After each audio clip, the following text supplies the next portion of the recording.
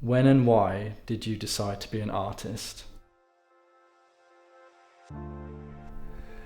I think life probably decided for me. I always wanted to be a sportsman, but I had a terrible accident when I was 21 and I had to leave leave art school, and I had to stay home for a year and I was in hospital a long time. So I suppose in that time I realised if I wanted to be creative, it wouldn't be on a sports pitch, it would have to be in the art world. So yeah, I think it was then, quite young.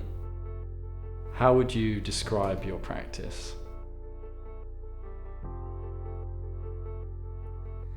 I use different media to deal with different subjects. So sometimes I use film, drawing, photography, and in the case of Amplinathliad, sculpture. But yeah, each subject needs a different approach, so I don't stick with one sort or another. And in the case of something like drawing, I took it up quite late in life and taught myself only 10 years ago. Currently, what work are you making and how does it fit in with your broader practice? I'm currently working on the outline, and I'm also making a series of drawings that you see behind you about plastic and the use of plastic in water bottles. This work is inspired by the fact that we use so much plastic to drink something that we can get straight from a tap. So I've started to crunch plastic bottles of water into shapes that reflect very famous oil paintings from the 19th century and try and create a sort of confrontational approach to drawings that are beautiful and accurate, but tell a story through their title that would give the viewer a different understanding of their context and why they exist. What is the outline to you? It's been my life the last couple of years, but I think it's a chance to show off Wales's fantastic landscape, but to delve into the stories and the myths that surround the country and its history. So it's an opportunity to create site-specific art in our real, beautiful landscape. What is unique about Wales that we can accentuate in outline? Well, Wales is one of the few countries with a coastal path around its circumference. It's 877 miles long, which is huge. And perhaps to make it easier to grasp and to understand, we could create sort of bite-sized chunks. So I think the outline has the opportunity to allow visitors to enjoy the landscape, but to also understand more about the culture and the history of the country through the artworks they see. So I think in a way Wales is the perfect size for a project like this.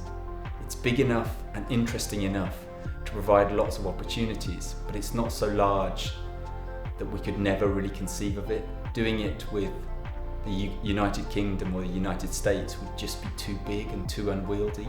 But we've probably got a more concise, succinct story to tell here. How can we use the Welsh and English languages most effectively in outline to reflect our country and its unique outlook and heritage? Well, that's going to be a task, but us as a team, we need to draw on all of our experience, work with people from Wales who use the language as their first language, and hopefully through experimentation, trying things and failing sometimes, we'll be able to create something that reflects Wales, reflects the art in Wales, and reflects the stories that have come out of industry and culture and community. It's not going to be easy, but if we're careful, we may be able to create that story through beautiful, interesting, difficult pieces of art. What do you think the outline could be?